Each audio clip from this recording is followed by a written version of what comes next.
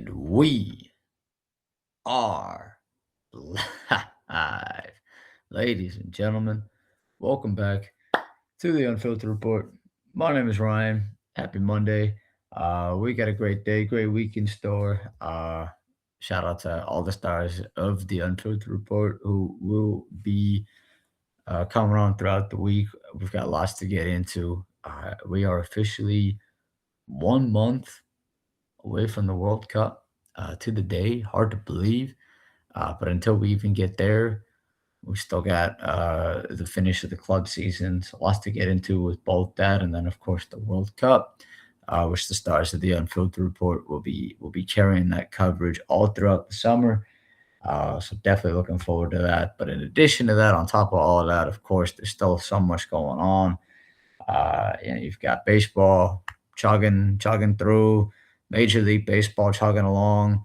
It's the last week of the regular season in college baseball, which I promise we will do a college baseball episode as we get closer, to the NCAA tournament, which will also set the stage in the coming months for the MLB draft coverage that we will do, which the MLB draft notably is not just collegiate players. You get high school players, and when it comes to farm systems, you add in all these international prospects, and that those will be future episodes to look forward to as well.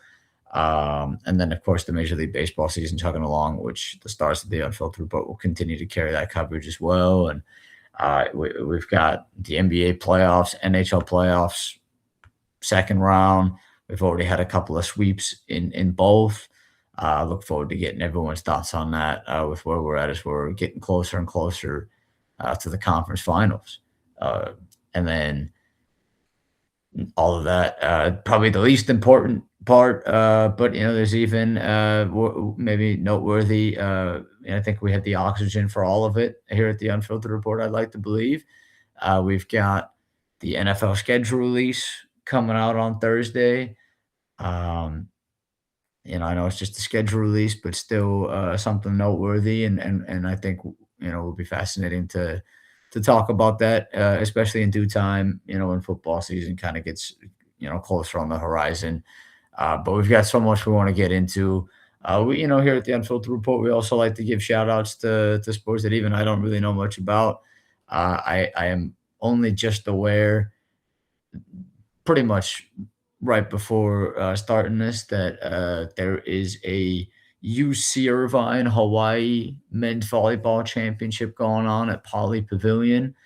Uh, so anytime we get the chance to spread some Big West propaganda, always happy to do so. We'll see probably after this recording, we'll see who ends up winning that, and maybe someone out there that loves volleyball can come on here and talk about that and all the sports that I wish I knew more about. But really, and any topic really doesn't even have to be sports related, which I'm looking forward to getting into some non-sports stuff as well here in the coming days, weeks, months, years ahead.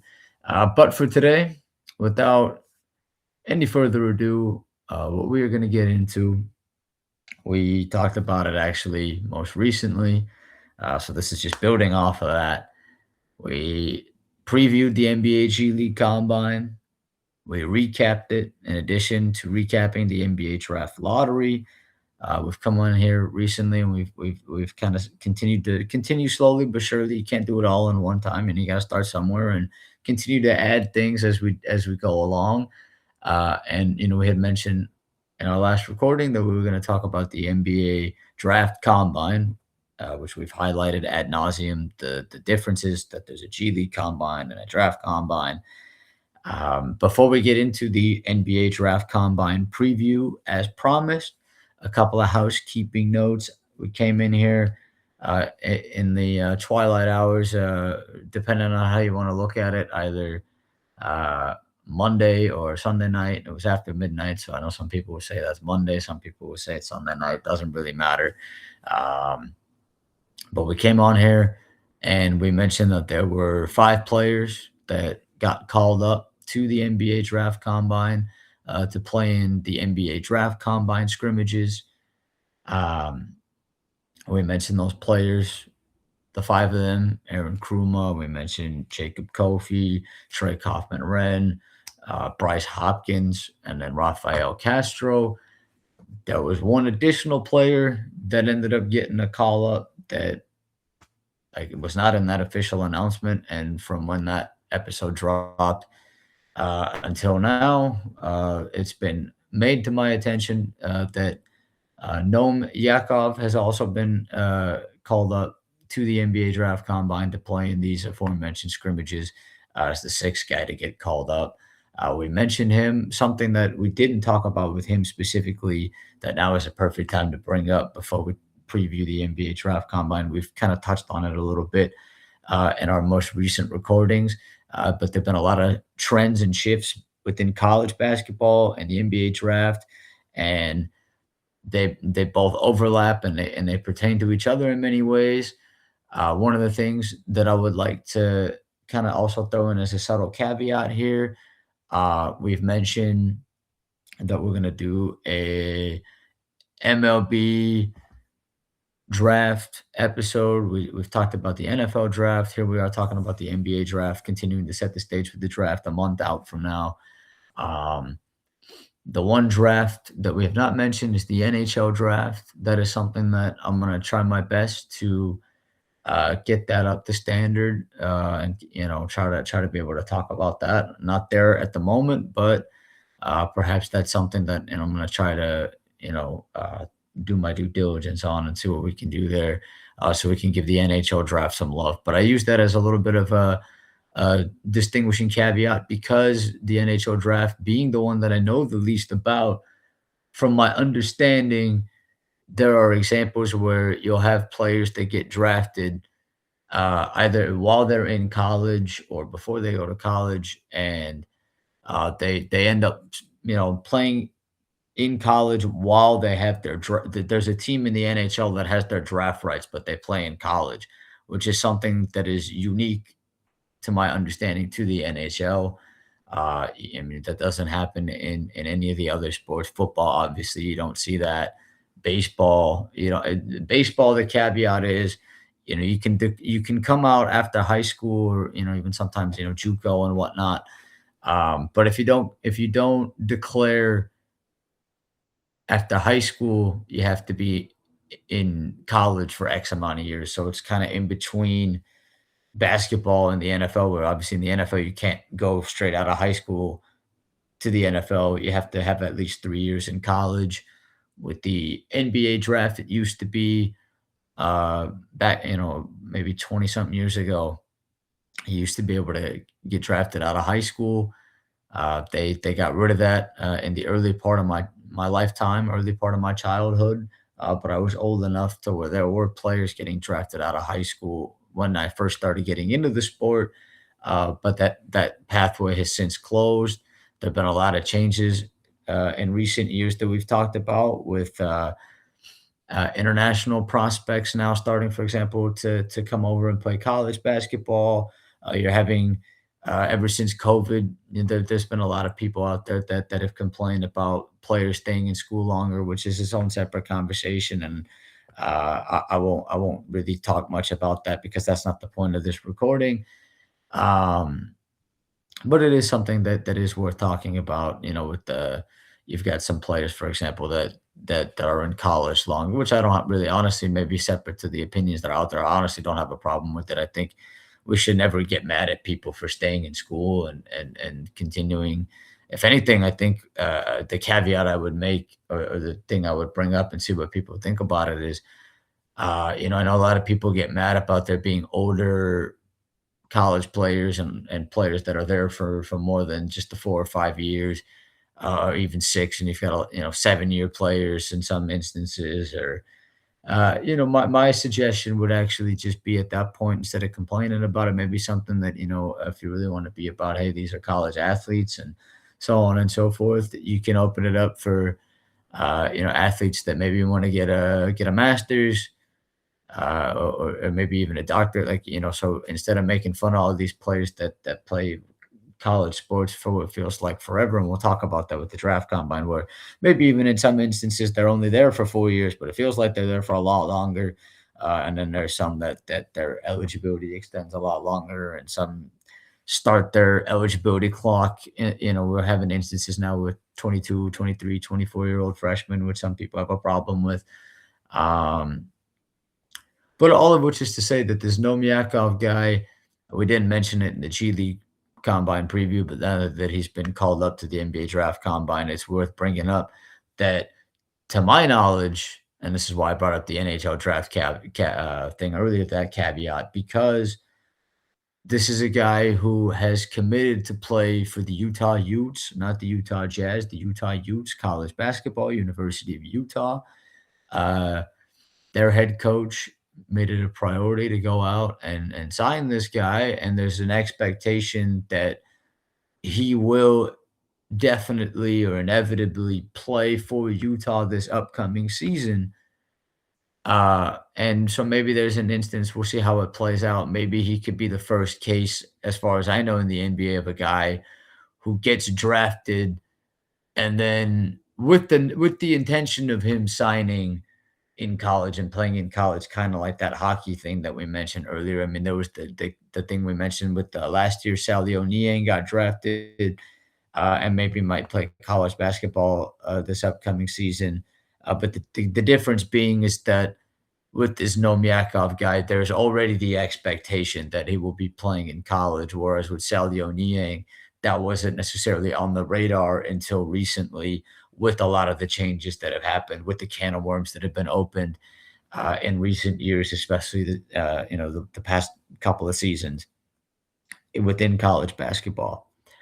So that's an important distinction to make. But he played well enough at the G League Combine to get called up. We mentioned, and I'm going to continue to bang this drum throughout the NBA Draft Combine and the coverage and the NBA Draft, and then future drafts. Going to continue to bang the drum.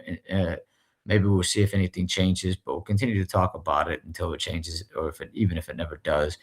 With just the absurdity of the fact that there's two of them, and some players don't even get invited to the G League Combine, and then some on it. We mentioned guys like Jalen Sellers and Graham Ike, guys who we can keep going down the list, who are probably, in my opinion, definitely good enough to be in this crop of players that are competing in these scrimmages. Within the NBA Draft Combine, we've also made the distinction, and we'll do that again now, that there are players that, separate to the NBA G League Combine, where pretty much everybody there is scrimmaging. The difference is with the NBA Draft Combine, there are players that are there that are not scrimmaging. In fact, we'll even highlight a player who, from when the rosters got announced, already has withdrawn from the rosters, and that's Malachi Moreno out of Kentucky. Maybe, in my opinion, it's not surprising to media. There was maybe some expectation that he was going to go back to Kentucky and maybe be one of the best, probably not maybe, definitely be one of the best centers if he went back to Kentucky.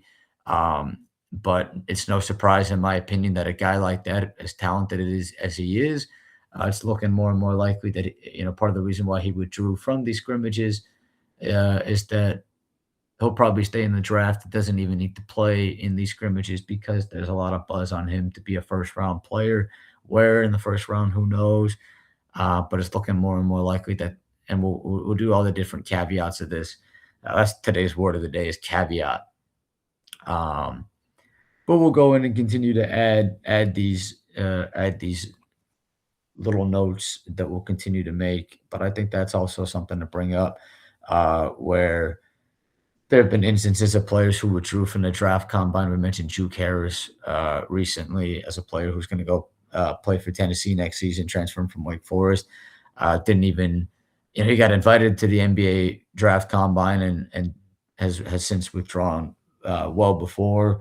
And then a guy like Malachi Moreno that we just mentioned, him being put on what will be the last team that we preview.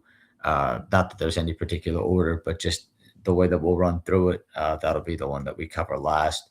But with the caveat there, again, word of the day mentioning that he has withdrawn. So the draft scrimmages will be airing on ESPN2 Tuesday and Wednesday on NBA TV from 11 to 3 p.m. Pacific time.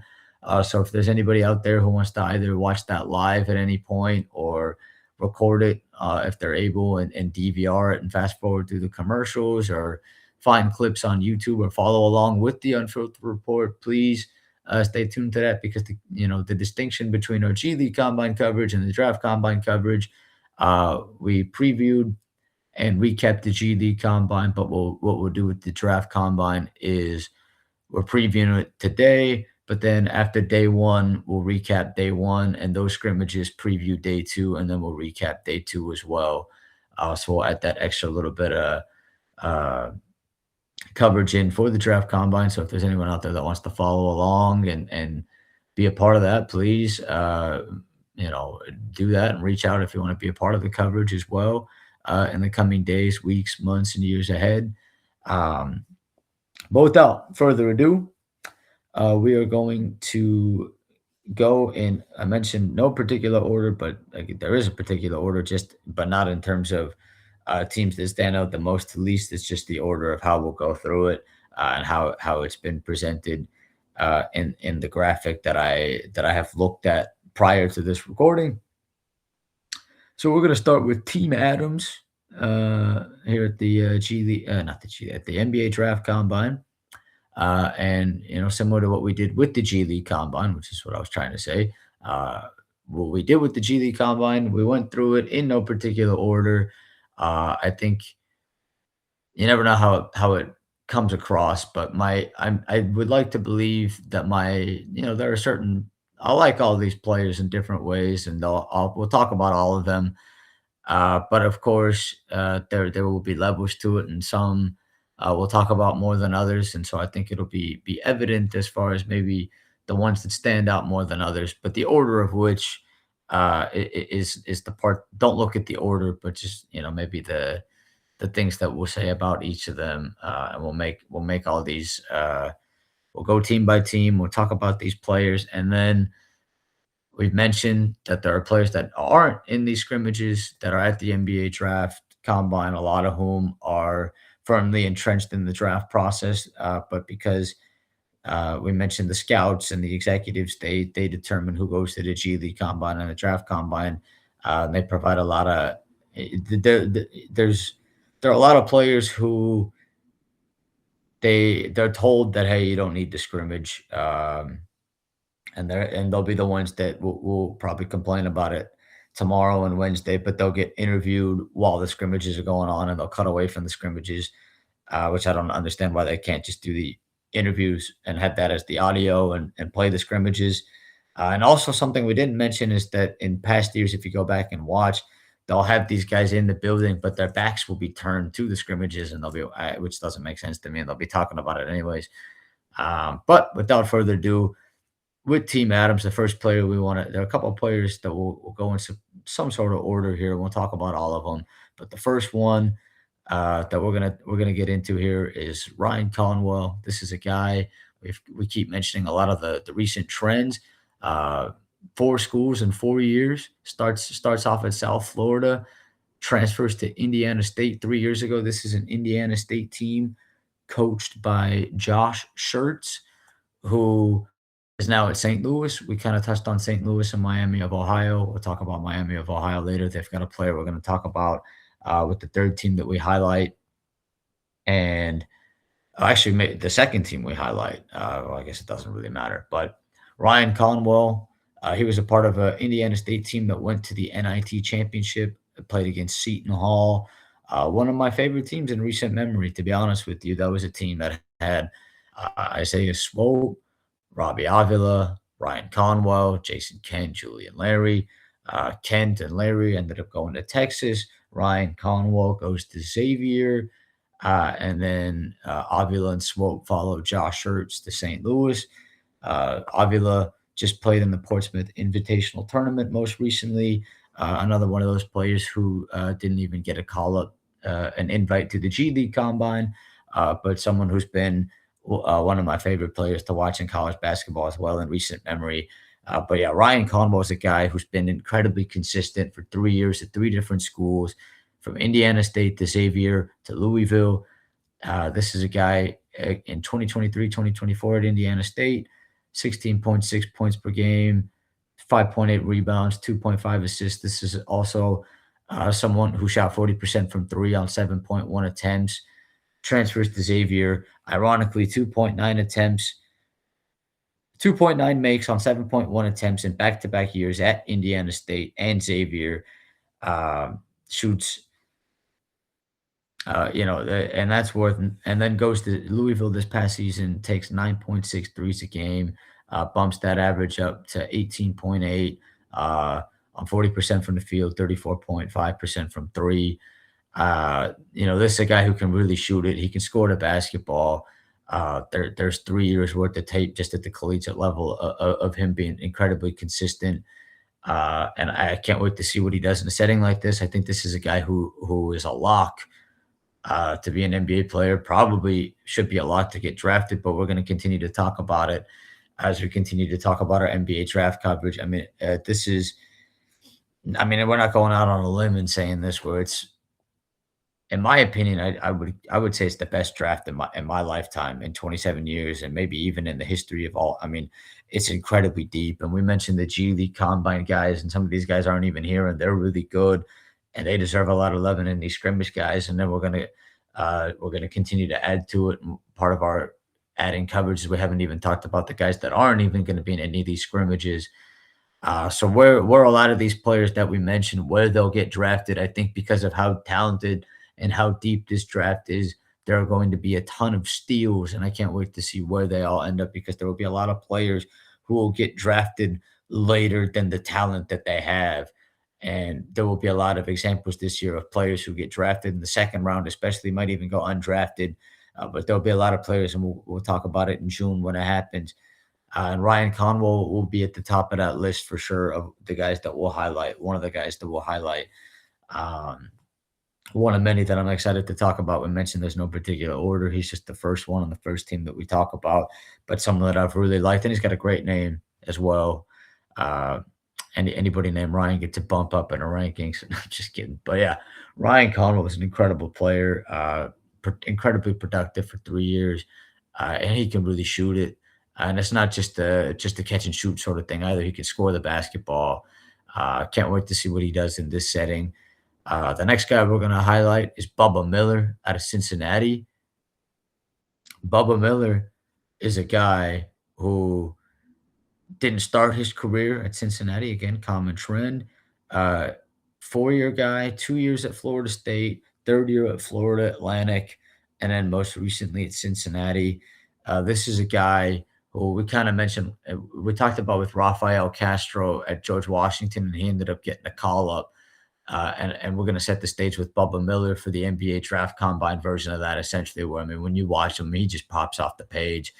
Um, he's an athletic freak. There's a lot of guys we're going to talk about that I can't wait to talk about throughout these draft combine scrimmages, that are just athletic freaks of nature in different ways, and in different forms and sizes.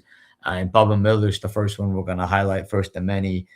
This is a guy who 13 and 10 this past season at Cincinnati, 50.9, basically shade under 53% from the field. He can rim run with the best of them.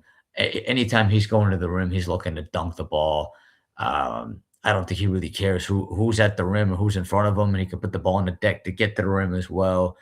The sky's the limit for a guy like this. Is basically, he's been one of the modern, mentioned a lot that this is not the same NBA, and it's a different league, and he's kind of the similar cloth on a lot of the guys that we're going to highlight, that really these types of players are sort of the modern age blend, with it just athletic freaks of nature, 6'10", 6'11", 6'8", 6'9", 6'10", 6'11". They can jump out the gym.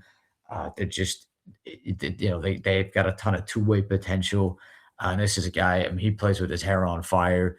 You watch him, he's going looking to dunk over whoever's in front of him at the rim. He's going to let out a lot of roars when he does so. He's going to be the kind of guy who's going to be an energy guy.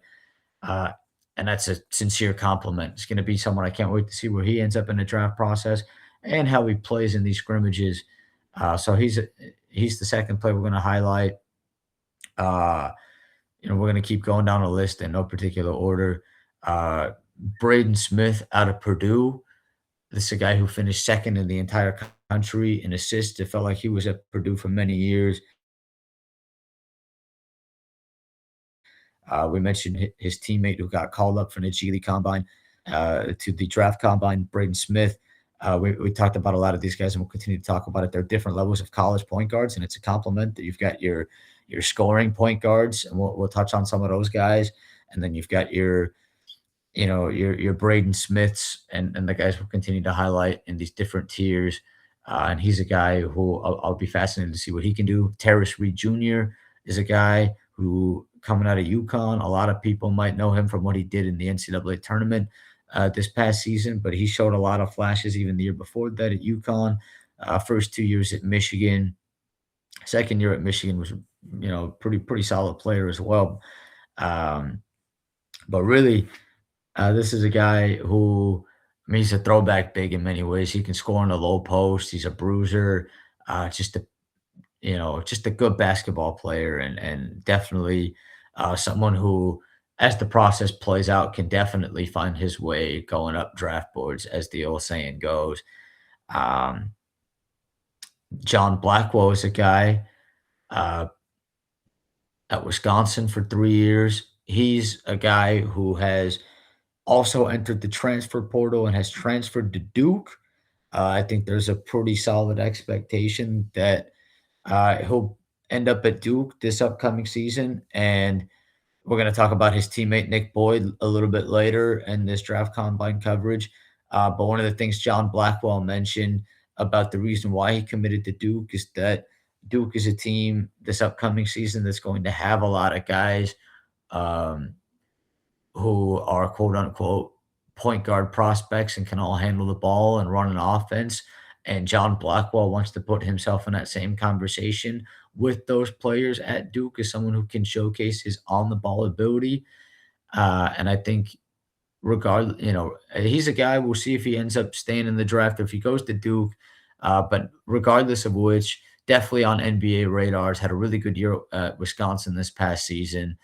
Um, and definitely someone to monitor not only at this draft combine and in these scrimmages, but in the event that he goes to Duke next year. We'll be very interested to see how he plays at Duke if he does, in fact, go there, which he, as we mentioned, is committed. There's a guy in Milos Uzan out of Houston. Houston's got two freshmen that are going to get a lot of airtime here at the Unfiltered Report, and Kingston Flemings and Chris Knight Jr. And two totally different prospects with two totally different freshman seasons. But before those guys even came along, Milo Suzan transferred from Oklahoma a couple years ago. This is a guy who played really well 2 years ago in the NCAA tournament for Houston and throughout that season. Um, Really consistent player for 2 years with Kelvin Sampson. Really, this is a guy who definitely I think will get a shot in the NBA. We'll see where he ends up in the draft, but I think definitely a player who deserves a lot of love. And a lot of these guys, Ryan Conwell, Uzan, a lot of these guys we're going to mention. Shout out to all the lefties out there. It's another similar theme. Another guy we haven't mentioned, and again, another fascinating player on that similar theme, Billy Richmond, the third out of Arkansas.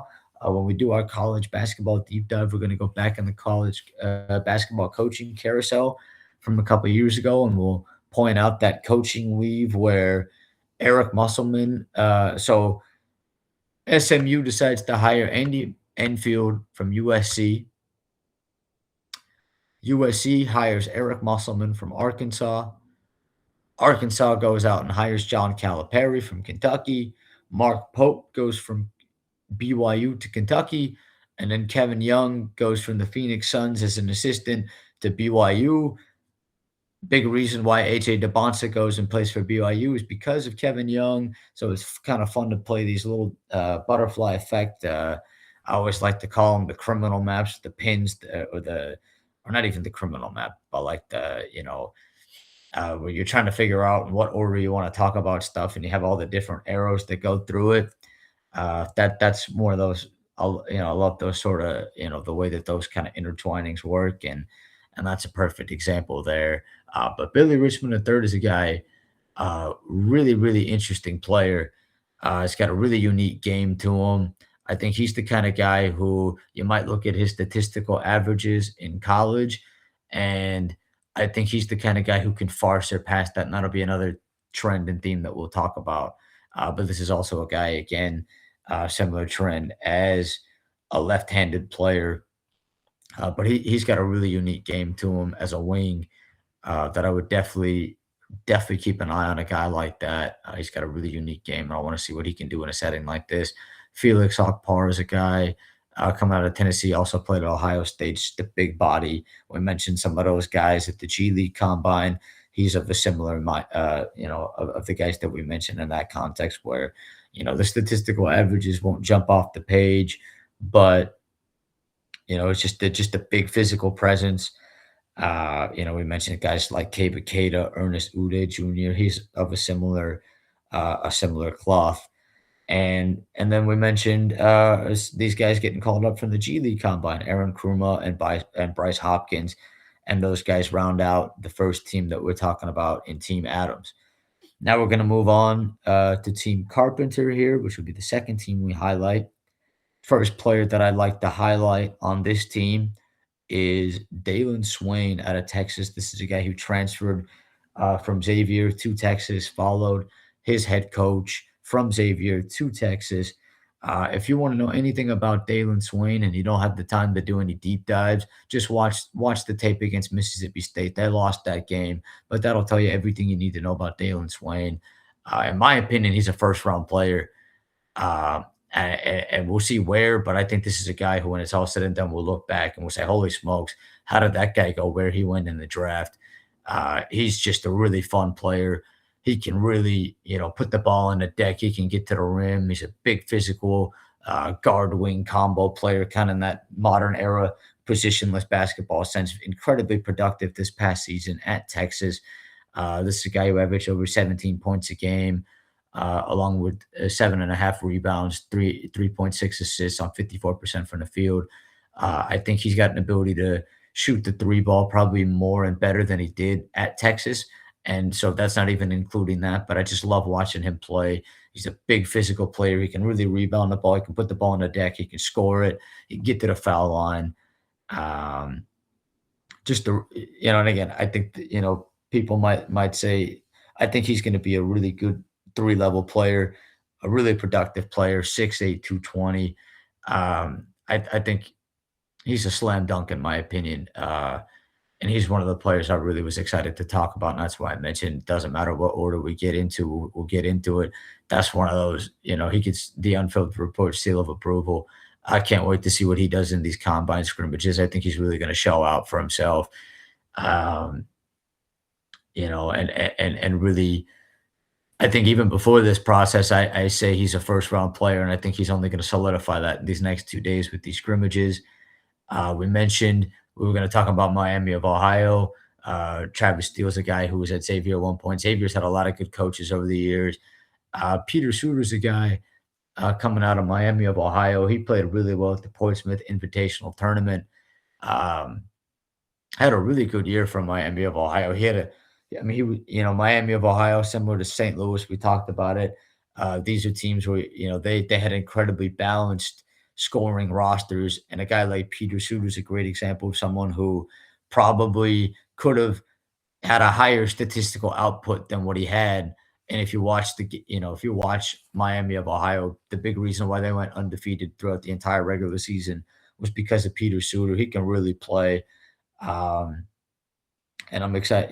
That's another player. Jaden Bradley's a guy started his career at Alabama, played with Brandon Miller at Alabama, was a highly recruited player, transferred to Arizona, played a couple years there, Big 12 Player of the Year. We'll talk a lot about the freshman from Arizona this past season, Braden Burries and Koa Pete,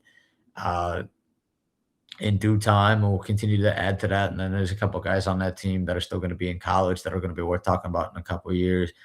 But Jaden Bradley's a really good basketball player. He can really, really put the ball on the deck at the point guard position. He can get after it defensively. He's just a winning basketball player. And he's one of those guys, because of how deep and how talented this draft is, he might fall down a little bit, but he's talented. Wherever he gets drafted, he's more talented than where he'll get drafted. And he will be one of those players will look back and he'll contribute for an NBA team, in my opinion. Isaiah Nelson out of South Florida. We mentioned him a little bit the other day. Uh, before we even got to the NBA draft combine, because we were talking about Brian Hodgson and Providence and some of the players, Brian Hodgson going from Arkansas State to South Florida. Isaiah Nelson is a guy who, in many conference player of the year, 15.9, 9.6 rebounds this past season in South Florida, had some really good games for them. He's another one of those guys, athletic freaks, just in that new era, new age basketball prospect. And we mentioned a guy like Bubba Miller.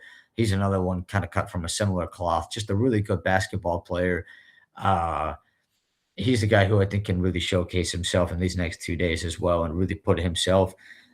He's not maybe the kind of guy who's getting a lot of media love, but he's going to get a lot of love from the Unfiltered Report, which I can't wait to keep these coming out. Matt Abel is a guy, freshman out of NC State. He's we mentioned John Blackwell is a guy transferring from Wisconsin to Duke. Different levels of production, but also a transfer portal player worth mentioning. Matt Abel can really shoot it. He's a player with an expanded role, with more reps at the college game, especially can really bump up those averages and put himself on the map to be squarely as a first round pick next year. If he ends up and goes and plays for North Carolina, and Mike Malone, but he's also got he's just another example of a guy who's gonna test the waters and get some feedback, and we'll see how he's able to play in these scrimmages, and definitely a guy to keep an eye on, even if he doesn't enter the draft this year, will be a player worth monitoring moving forward. Bruce Thornton out of Ohio State. Bruce Thornton's the perfect example of a guy, throwback, 4-year player. You hear nothing but good things about him. Captain of the team kind of guy. 19.9 points, 5.1 rebounds, 3.9 assists, 55% from the floor in his 4th year, all 4 years at Ohio State. Just every year got better and better as a guard. He's just one of those guys. Might not be the biggest guy, might not be the one that jumps off the page as somebody that's going to get a lot of love as like, oh, that guy's a slam dunk superstar or whatever. But that's just the kind of guy I think you're going to look back. He'll be a pro for sure. He's a really productive 4-year player. Again, double digit scoring average all 4 years in college. Each year he got better, and he does so much more than just scoring the ball. Um, and definitely someone who deserves a lot of love, regardless of what happens with his pro career. Just a really good college career, and you hear nothing but good things. Um, Emmanuel Sharp, we mentioned Milos Uzan. He's a guy out of Houston who, Emmanuel Sharp felt like he was there for a long time. Emmanuel Sharp can really shoot it. Um, he's a player who has had some really good moments, and he was there at Houston for 4 years. His best year at Houston was this past season. This is a guy who took over 7 threes a game this past season. He can really shoot it. That's what he's going to, if he gets any kind of crack at the NBA, that's where he's going to make his money, and his calling card will be as a shooter. We also have yet to mention Malik Brown out of Duke. Malik Brown is somebody who, coming out of Duke, 2 years at Syracuse, 2 years at Duke, you might look at it and you might say, why is this guy with the 4.9 points, 5.2 rebounds, getting a call up? They're different players, but I'll use the example of Dylan Cardwell as a guy. Dylan Cardwell didn't even get drafted last year. He goes undrafted, signs a 2-way deal with the Kings. Coming out of Auburn, this is a guy who played 5 years at Auburn, and his best season at Auburn was 5 points and 5 rebounds as a 5th-year senior. But this is a guy who got a 2-way deal with the Kings and ends up getting converted to a standard contract, 5 points and 7 rebounds in his regular season averages with the Kings. But if you go way beyond the box score, you look at the impact that Dylan Cardwell was able to have for the Kings. There's a reason why he got converted to a standard deal. The energy that he plays with, his ability on the defensive end. You're not looking for what he gives you on the offensive end, and so they're different players. But I just use it as an example to highlight that not everything is about points and rebounds and assists and statistical averages. There's a lot of things that go well beyond the box score. And Dylan Cardwell is an example of that as somebody who his impact is not quantified in the box score. But what he's able to do, get the crowd going, play with a chip on his shoulder, rebound the basketball, contest shots. He's going to use all six of his fouls. So they're different players, but some people might wonder why a guy like that coming out of Duke would be in one of these scrimmages. And then we mentioned Noam Yakov earlier, getting the call up, and then that rounds out. Oh, actually, how could we forget? We almost saved the crown jewel. Yeah, how can we forget? We mentioned Dalen Swain. We started. What better way to start? And Dalen Swain. Oh, I couldn't forget this guy. They're one of my favorite players for the last couple of years. One of the just best defenders in college basketball. Ironically, we mentioned Malik Brown and we mentioned Dylan Cardwell. I think Dylan Cardwell, again, I'm not a player comparison guy. Malik Brown, I didn't want to, say that to compare him, but Dylan Cardwell sets the stage for a guy like Ruben Chinyelu, where I think Ruben Chinyelu is Dylan Cardwell on steroids in the sense that, Ruben Chinyelu is a defensive menace. We'll see if he ends up staying in the draft, if he goes back to Florida for another year. This is a guy who started his career outside of Florida, played at Wazoo. Um, averaged a double-double this past season in Florida. His first year at Wazoo, he showed a lot of promise. And when Todd Golden in Florida went out and got him 2 years ago in the portal, it was a slam dunk. Listen, this guy's one of the best, if not the best defender in college basketball this season. And regardless of when he goes into the NBA, Ruben Chinyelu is going to be one of those guys. The Unfiltered Report stamp of approval. Book it down. Ruben Chinyelu is going to be a monster defensively in the NBA level as well. Just a really good basketball player. Couldn't leave Team Carpenter without talking about Ruben Chinyelu. Texas and Florida, man. We started two SEC guys there. We started and Team Carpenter there. I would definitely highlight those two players, and a lot of the other guys we mentioned too. But yeah, Dalen Swain, Ruben Chinyelu, and then the Suitors and Jaden Bradleys and the Isaiah Nelsons of the world as well. But yeah, those two guys, there's no better way to start and end talking about Team Carpenter. Yeah, Ruben Chinyelu can really defend the hell, out of the basketball. He's a great player. I love watching him. We're gonna move on now to Team Rivers. First player we want to highlight on Team Rivers is Cameron Carr out of Baylor. This is a guy, I honestly am surprised that he's playing in these scrimmages, and I love it. This is a guy who I thought heading into our coverage, this is a guy I was going to say, I think this guy's a lottery pick. And if he's not a lottery pick, it just makes him an even bigger of a steal. I think with how great of a draft class this is, he'll go further down than he should and probably would in other years. Any other year, in my opinion, he's a top 10 pick, slam dunk. And that just goes, it's a testament to how good the draft class is and how good this guy is. And I respect the hell out of him for agreeing to play in these scrimmages because he certainly didn't need to. Our guy Tyler, we'll have to get him on here. Tyler's a Baylor guy and a USC guy. I remember texting Tyler at the beginning of the year. I said, I don't know how the hell Baylor got Cameron Carr in the portal from Tennessee. Their season didn't pan out the way they expected. We'll talk about Tunde Yesifu later on in our draft coverage. But yeah, Cameron Carr's a guy, one of my favorite players to watch in college basketball this season. He's explosive. He's a joy to watch. I mentioned it doesn't matter what order we get into these players. Cameron Carr is at the top of the Unfiltered Reports list of players to look out for in these scrimmages. 18.9 points per game this past season, 5.8 rebounds, 2.6 assists, 49.4% from the field, 6.1 threes per game at a 37.4% clip.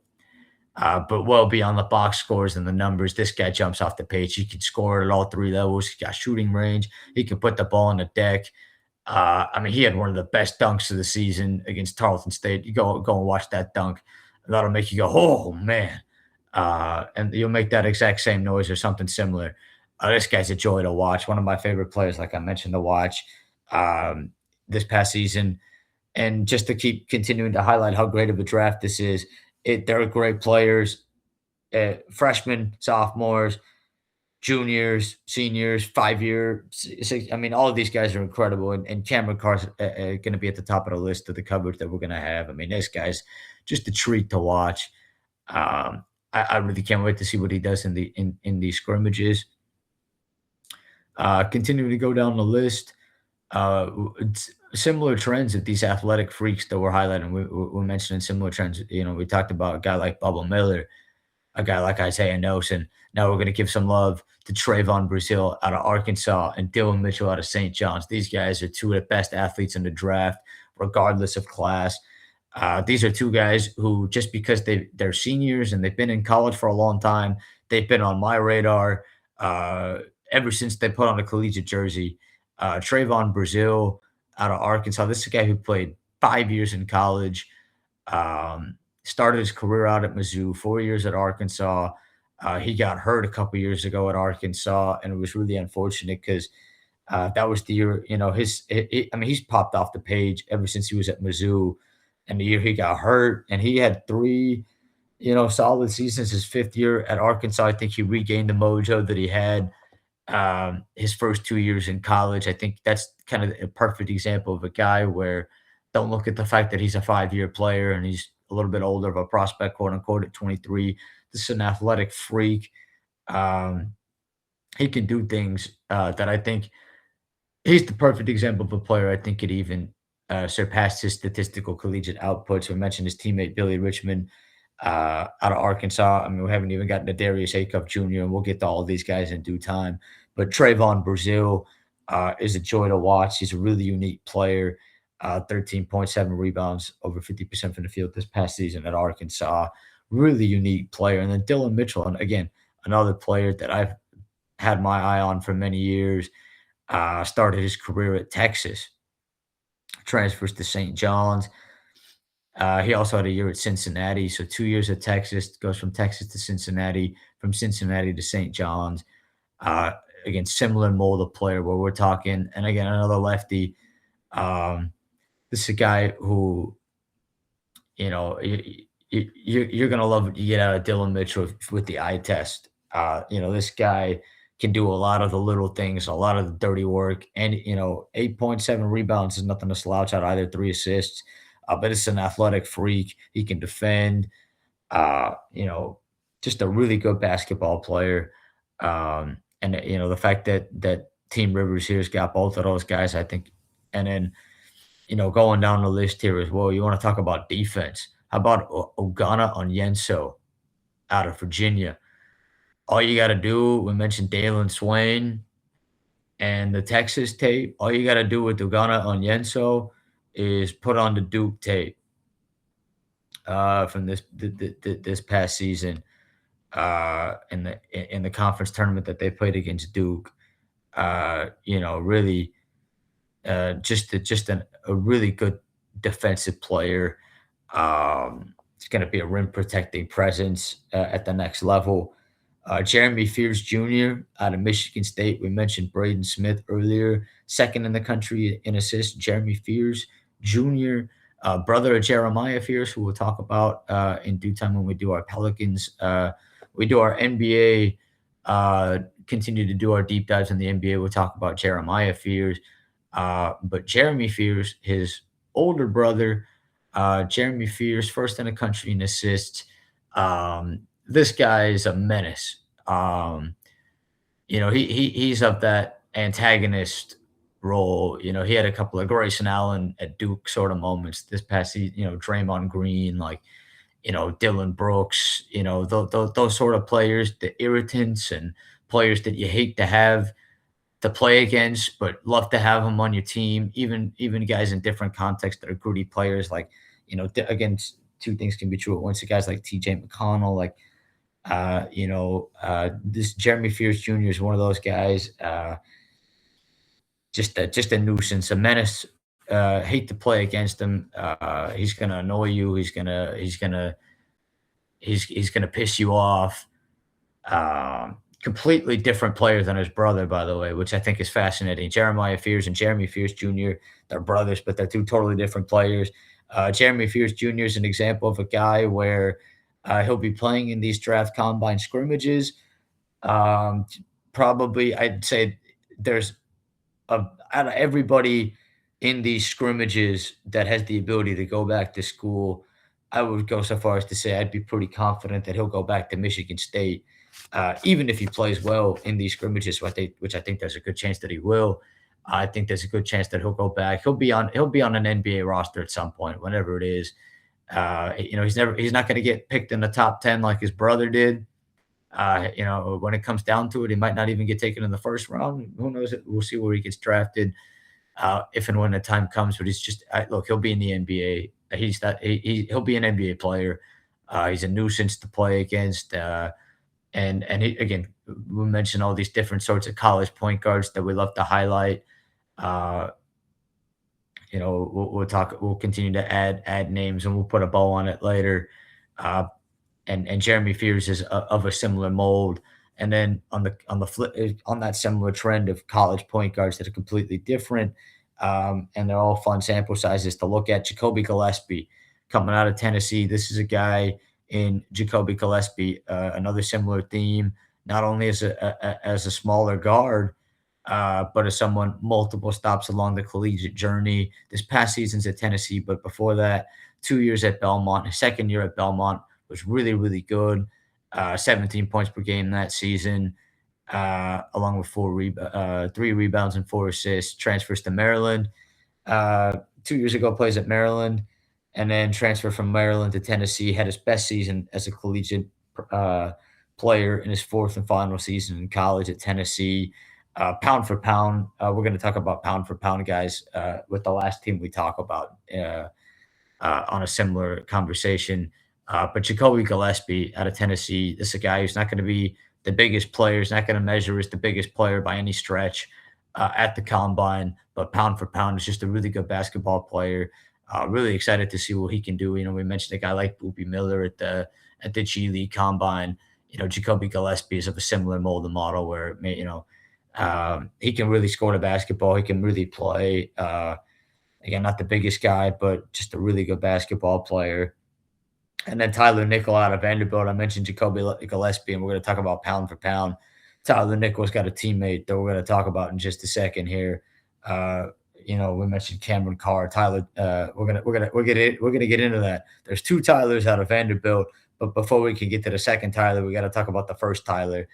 None of which got anything on my guy Tyler of the Unfiltered Report, but Tyler Nickel out of Vanderbilt. Although, yeah, we're gonna give some love to the other Tyler in just a second. But yeah, Tyler Nickel. We mentioned a guy, Emmanuel Sharp, and that's where he's gonna make his money as a shooter. Tyler Nickel's gonna make his money. If he gets any kind of crack in the league, and any sort of shot, it's gonna be because he can shoot the ball, and he can shoot it at a really high clip. I can't wait to go back and do that college basketball deep dive with the coaching carousel because we talked about Dusty May, but we're going to talk about Pat Kelsey getting hired from Charleston to Louisville in that same coaching cycle we mentioned earlier, and then Mark Byington from James Madison going over to Vanderbilt. I wish we would have done one of these at the time because it would have been a slam dunk. Now I look, at the moment maybe, and hopefully I can, my word will I'm telling the truth, but hopefully people will believe me. Uh, we'll see. But yeah, Tyler Nick was a guy again, similar story to what we're talking about. Three schools in 4 years. Starts out at North Carolina, transfers to Virginia Tech, and then 2 years at Vanderbilt under Mark Byington at Vanderbilt. Listen, this past season at Vanderbilt, 7.6 threes a game at a 40% clip.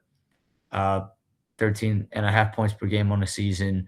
That's where he's going to, any shot that he gets in the league, that's the shot that's where he's going to make his bread and butter as a shooter. And then to put a bow on Team Rivers here, we mentioned Jacob Kofi and Trey Kaufman-Renn at the G League Combine, and they're the guys that got promoted to the NBA Draft Combine. So we mentioned Tyler Nickel. There's another Tyler, Vanderbilt. The last team we're going to highlight here, Team Weems. No better place to start Team Weems than with Tyler Tanner. Tyler Tanner, pound for pound. Uh, I mean, he's one of in this past season. He might have been in a I don't know. I mean, there's so many players. I don't know where he ranks in the Unfiltered Reports favorite players to watch this past season, but he's up there. He's a joy to watch. I mean, he's not. He's. I think they already had the. He already measured in at the combine today. I think he's far from the biggest guy on the planet. He's under 6 foot. He's probably, I think, 160 something pounds, and I couldn't really give a stuff. He's a fucking joy to watch. He's a fucking blur. I mean, just with the ball in his hands, he can do things that he's a treat to watch. I really can't wait to see what he does in these. I think he's going to be one of the standout players in these scrimmages. I really can't wait to see. He's one of those guys. I really think he's the hardest player to know out of all these players if he's going to go back to Vanderbilt or if he's going to stay in the draft. I think if he stays in the draft, he's a first round player, and I smack that down.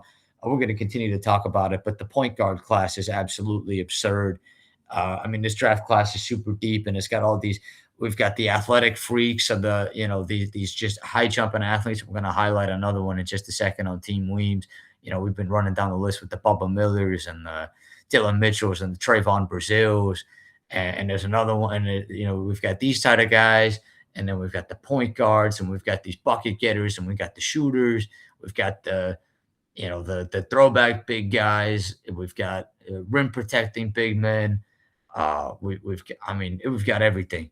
It's an amazing, amazing draft class. I can't emphasize that enough. Best draft class in my 27 years. I go so far as to say we could look back and it'll be the best draft class up until it's, it's going to set the tone for many, many years to come. I mean, this is an outstanding draft class. And I say all this because Tyler fucking Tanner, man. Tyler Tanner, I don't care what his measurables are. There are other guys we'll mention in this class. There are all sorts of different point guards, all different shapes and sizes. And Tyler Tanner, if he goes back to Vanderbilt, will be one of the best players. I mean, he was one of the best players in college basketball this past season. He'll only get better if he goes back to Vanderbilt. I couldn't imagine what he would do for an on-court Vanderbilt. Doesn't even really need one. If he goes back to Vanderbilt or not, he's an NBA player and a first-round pick, regardless of whether it's this year or next year. But I can't wait to see how that plays out and what decision he makes. I'm sure a lot of that will be contingent on how he plays in these scrimmages and the feedback that he gets, and running through that, with the circle and the agents and whatnot. But listen, he's a blur. He can really pass the basketball. He can get to the rim. Good luck stopping him in transition. Incredibly productive player for Vanderbilt this past season. He had some remarkable performances, some individual games. Yeah, 19 and a half points per game, 3.6 rebounds, 5.5 assists, 36% from three, gets to the foul line at a pretty solid rate.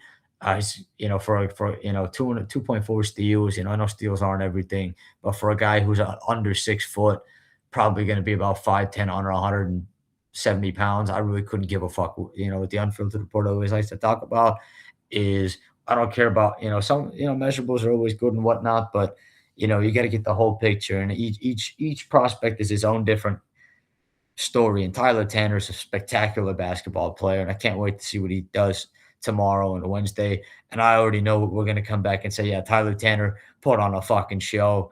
We're going to foreshadow that shit, and we're going to call it right now. Tyler Tanner's going to put on a show for Team Weems. He's a spectacular basketball player, and I can't wait to see what he does. Continuing down the list here at Team Weems and highlighting these players, Keyshawn Hall out of Auburn is another guy, one of my favorite players in college basketball, not just this past season, but for the last couple seasons. We mentioned Ryan Conwell earlier as just a really productive basketball player at the guard spot. Keyshawn Hall is a 6'7", 225 forward version of that in terms of productivity with 3 straight years. You're talking about 16.6 points per game, 8.1 rebounds at George Mason, 4 schools in 4 years. Again, lefty as well.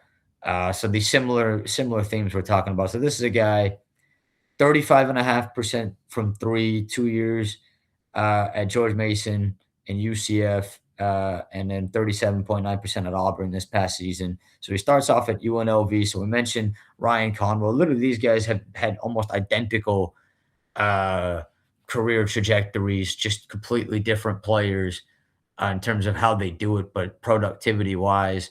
Yeah, Keyshawn Hall, one of my favorite players to watch in college basketball for the last 3 years at George Mason. George Mason, I want to give some love to Tony Skinn, one of the best up and coming coaches in the country. We're going to talk about them in our college basketball deep dive for this upcoming season. They've added a couple guys in the transfer portal. They've got a couple guys that they had this past season that are transferring to other places to keep an eye on as well.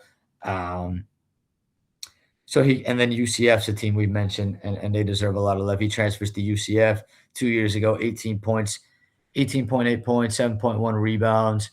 And then this past season at Auburn, 19.3 points per game, 7.1 rebounds. Um, this guy's a baller, man. The productivity is there, the production's there, the eye test is there. I don't care where he gets drafted. He's one of the perfect examples of a guy who's going to get pushed down the draft board for whatever stupid reason.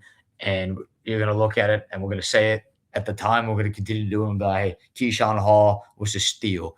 I'm almost certain, just like I said with Ryan Conwell, I am certain that Keyshawn Hall will get drafted. Just a matter of where. I mean, if either one of these guys ends up on two-way contracts, my brain will probably combust, especially because they'll get converted to standard contracts. Anyways, Keyshawn Hall is a really great player. Can't wait to see what he does. On the subject of similar themes, Toby Lowell out of Virginia Tech is of that Bubba Miller, Trayvon Brazile, Dylan Mitchell, Isaiah Nelson. Toby Lowell is a guy 2 years at VCU, 2 years at Virginia Tech. You can tell that he's slow. I mean, the sky's the limit with this guy. I think he hasn't even scratched the surface of what he can do, even as a 4 year player. This past season at Virginia Tech was far and away two really productive seasons at Virginia Tech, almost identical. But this past season at Virginia Tech was far and away his best season, even though the statistical averages are fairly similar between his first and second years at Virginia Tech. This is a guy, it's been reported, has a 49.5-inch vertical, which is if he's able to do that at the NBA draft combine, would be a record.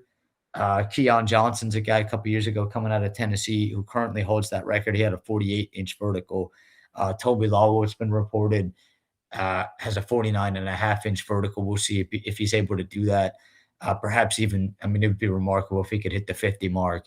But this guy's an absolutely ridiculous athlete. All you need to do is turn on the tape and see for yourself. Again, the production's pretty solid too. 12 points, 12.3 points, 8.5 rebounds, and the eye test, man. You know, we mentioned a guy like Bubba Miller, 13 points, 10 rebounds. All these different guys. The production's there, the eye test there, the athleticism's there. Isaiah Nelson, all of these guys, they're all athletic freaks, and Toby Lowell is just another one cut from that same cloth. Um, he can jump out the gym. Just a joy of a player to watch. And I love these player contrasts, man, like the Keyshawn Halls and the Toby Lowells of the world, two totally different players, and they're both really good. And they do different things, and that's what we talked about it, with the on our late night episode, with a lot of times scouts will look at what you can't do and they'll try to find and nitpick flaws or, maybe uh, try to find holes in all these players' games instead of just looking at what they do really well and trying to project what they could be. And Toby Law was a great example of that. Keyshawn Hall as well. Two totally different blueprints, but two players that I think had the chance to be really good pros. You've got a guy in Nick Martinelli out of Northwestern. His teammate Brooke Barnhizer got taken by OKC this past year on a two-way.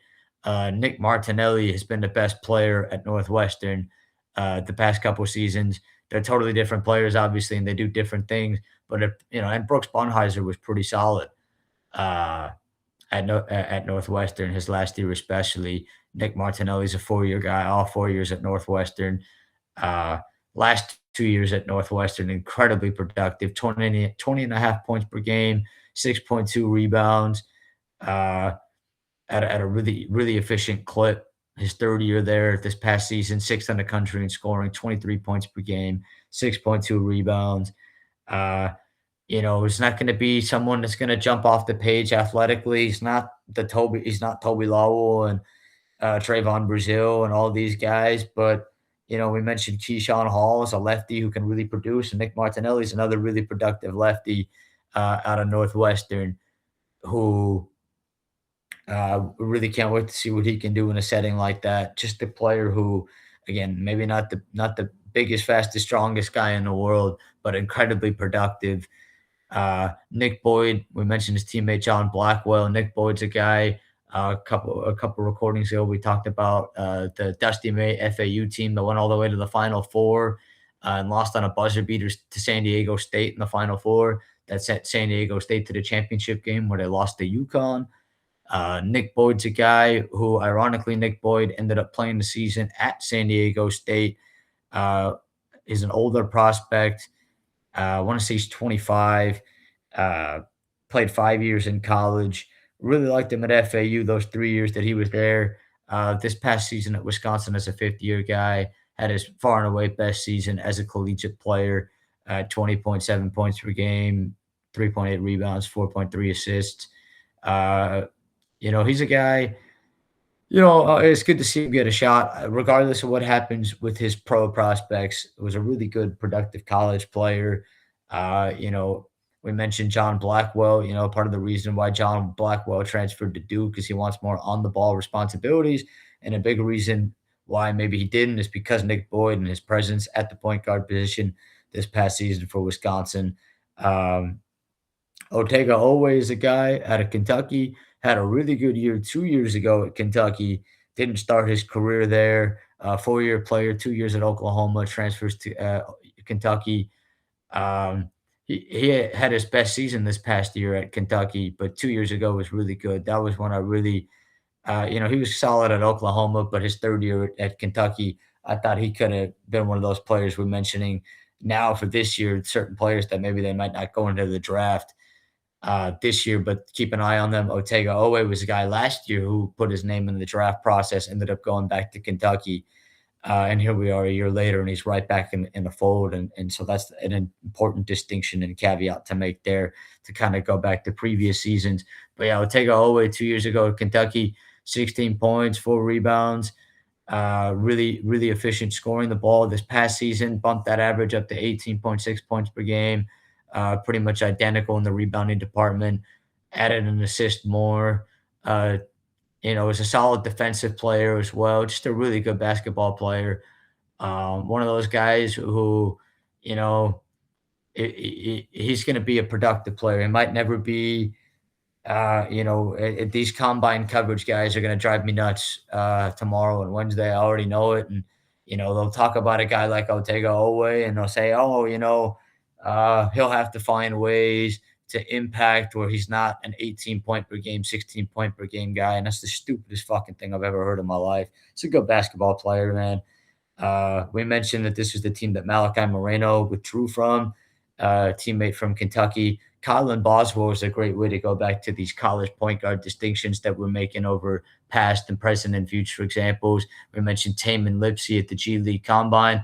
And, part of the ridiculousness of maybe how, a lot of these guys, like Taman Lipsey and Kylan Boswell, both really good players in college. And, they both should have been at the NBA draft combine.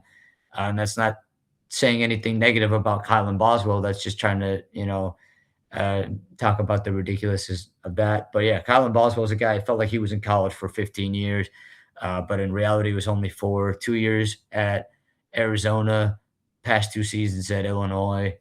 Shout out to him. Brad Underwood was talking about something, talking about Keaton Wagler, who we're going to spread all kinds of incredible Keaton Wagler propaganda in due time.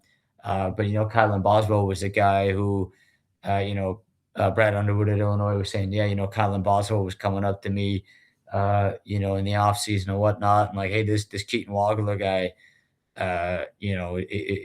is killing us here. Like he's really good. Like, and Brad Underwood's on record saying that Keaton Wagler, he surpassed their expectations, and we'll do the deep dive in due time. But Colin Boswell in many ways, uh, because Keaton Wagler is going to be a point guard at the next level, but Keaton Wagler as a combo guard essentially had the ability to do both, and Kylan Boswell, a big shout out to him, where Kylan Boswell, maybe some players wouldn't have been as thrilled with a guy like uh,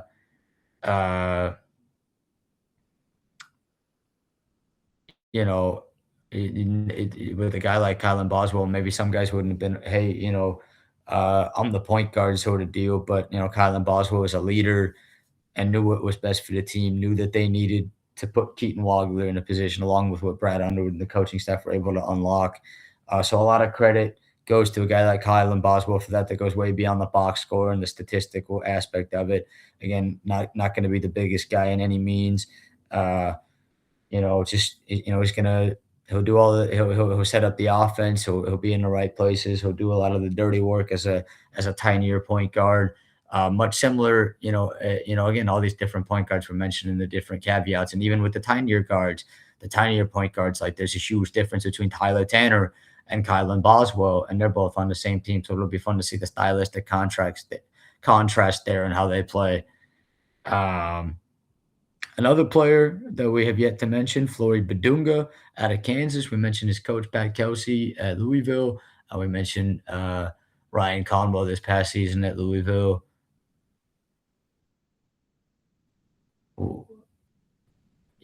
So Floyd Badunga is a guy we've mentioned with the caveat where with Floyd Badunga is a guy where there's probably a solid chance that he ends up going back to college and he goes and plays a season at Louisville. Uh, but yeah, Floyd Badunga definitely going to be on NBA radars, whether he's in the draft this year or not. Definitely keep an eye out on him. He's a fun player. He's a rim protector, and he can do some really exciting things on both ends of the floor. And whether he goes into the draft or not, like I said, keep an eye out on him. And then we mentioned Rafael Castro with the G League Combine. So we've gone through all four rosters for the NBA Draft Combine. We've highlighted the scrimmage rosters and players to look out for. We went in depth. I hope we did each player justice. I know some we talked about more than others, but I think we tried to do the best we can to talk about all of them and set the stage. Obviously, some we talked about more than others and we like more than others, but they all have redeeming qualities and skills. And I'm looking forward to see who rises above the fold. I'm sure we'll get we'll see. We'll come back here in a day's time after day one, and we'll talk about who played well, set the stage for day two, and then we'll put a bow on day two. But I really can't wait to keep these coming. Stay tuned for another episode with the stars of the Unfiltered Report, hopefully sooner than later. And then we're going to continue this NBA Draft Combine coverage. Keep an eye out for many episodes with all the different stars of the Unfiltered Report this week and onwards. But this has been our NBA Draft Combine preview. My name is Ryan. This has been the Unfiltered Report. Until next time, stay safe out there. Have a great one. We'll see you soon.